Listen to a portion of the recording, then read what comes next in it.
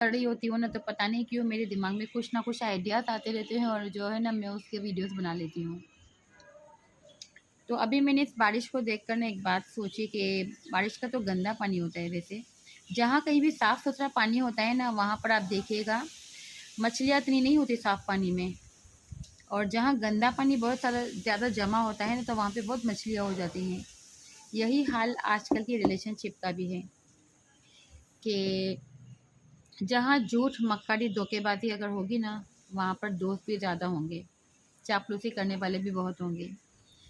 और जहाँ पर धोखेबाजी नहीं होगी, झूठ बोलना जिसको पसंद नहीं होगा, धोखा देना जिसको पसंद नहीं होगा, वो उस टाइप के लोग ना आहिस्ता-आहिस्ता तन्हाई पसंद हो जाते हैं।